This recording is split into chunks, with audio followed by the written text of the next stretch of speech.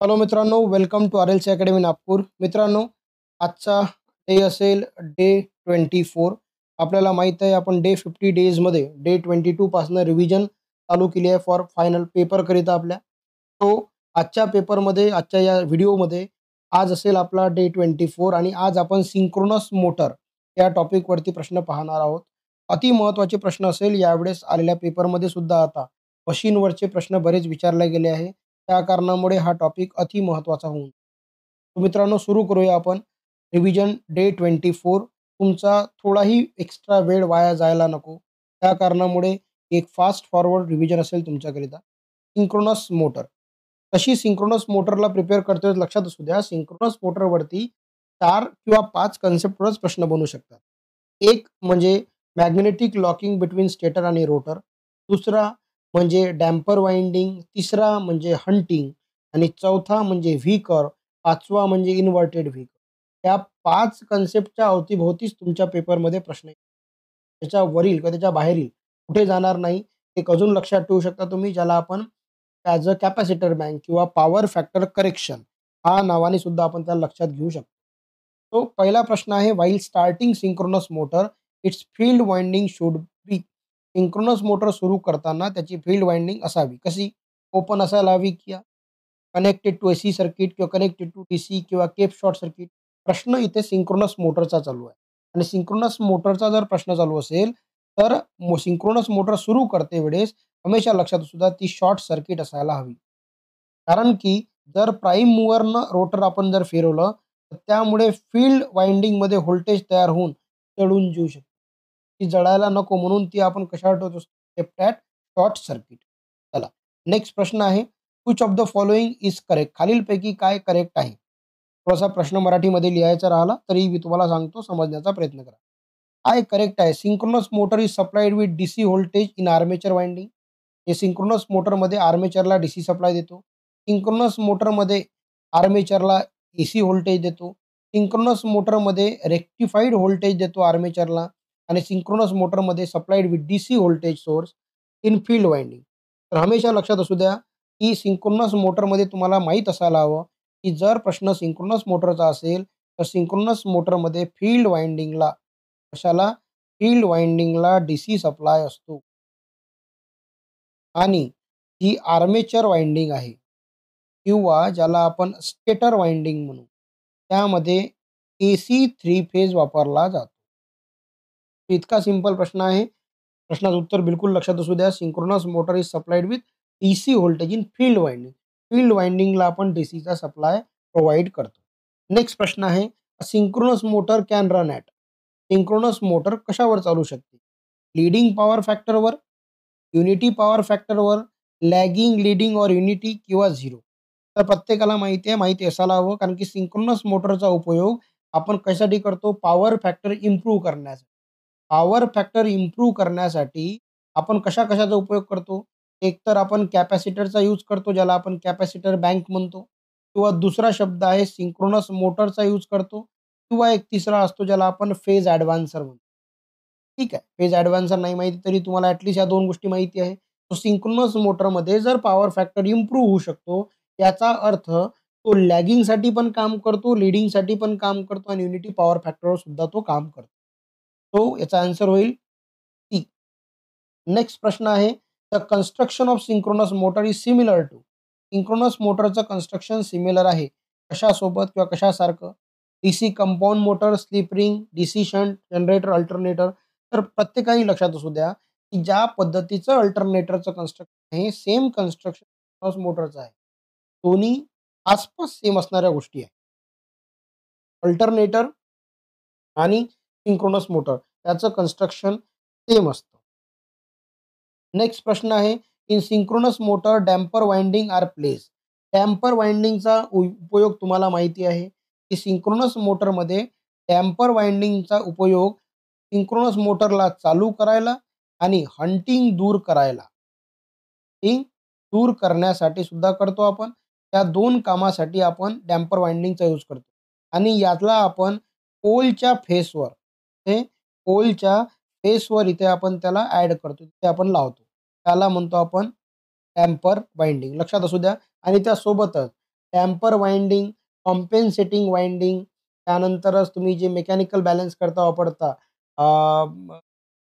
Dummy coil, हे जे शब्द आहे काही याचं कंपॅरिझन बिलकुल प्रॉपरली लक्षात असू.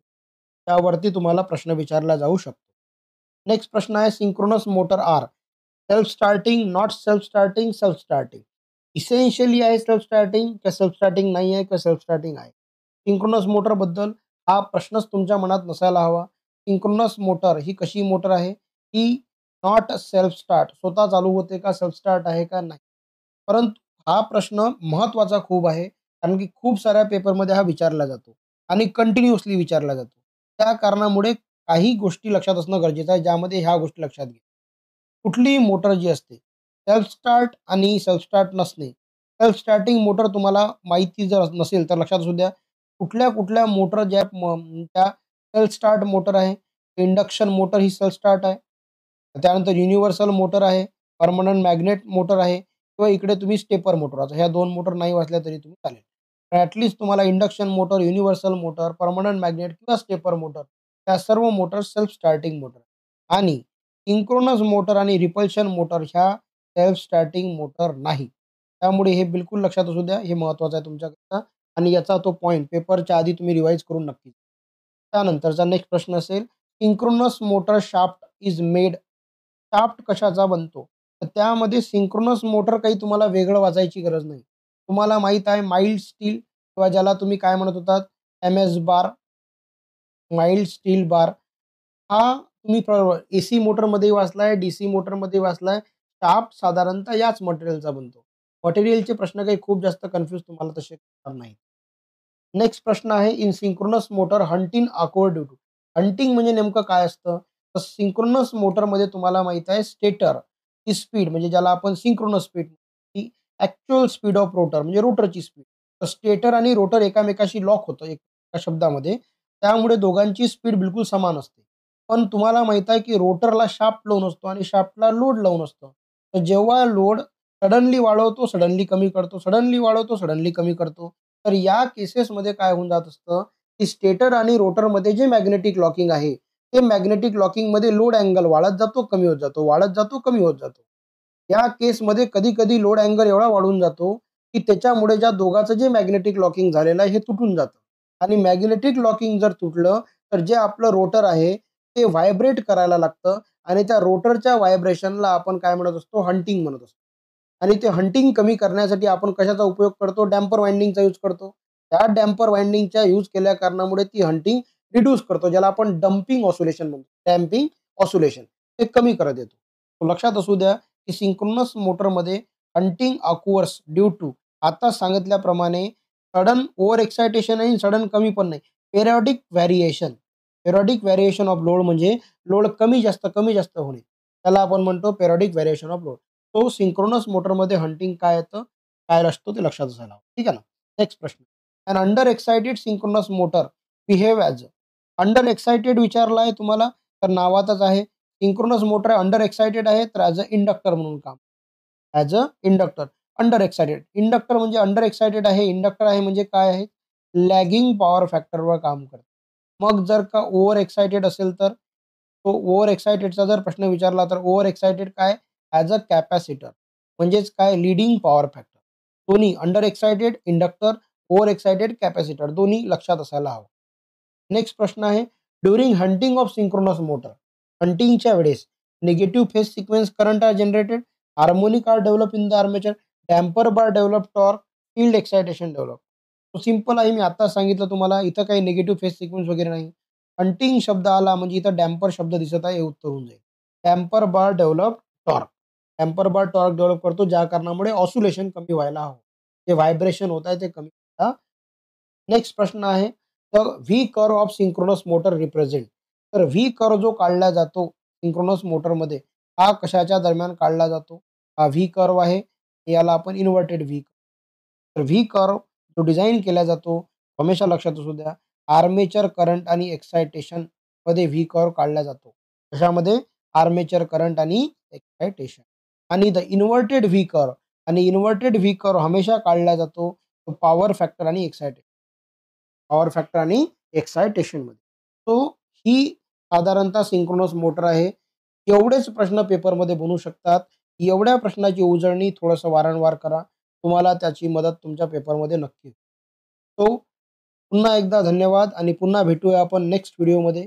मित्रांनो, तत्पूर्वी मी सांगू इच्छितो की आर-एल-सी अकॅडमी नागपूरला प्लीज सबस्क्राईब करा. तुमच्या मित्रांशी त्याला शेअर करा आणि तुम्ही आमच्याशी या सर्व प्लॅटफॉर्मवरती जोडू शकता. आर-एल-सी अकॅडमी म्हणून तुम्हाला टेलिग्राम ग्रुपवरती सुद्धा मिळेल, Instagramवरती सुद्धा मिळेल आणि Facebookवरती सुद्धा. आणि आमचे ऑफलाईन क्लासेस नागपूरला आहेतच, त्याबद्दल तुम्हाला आयडिया आहे. मित्रांनो, पुन्हा भेटूया नेक्स्ट व्हिडिओमध्ये. थँक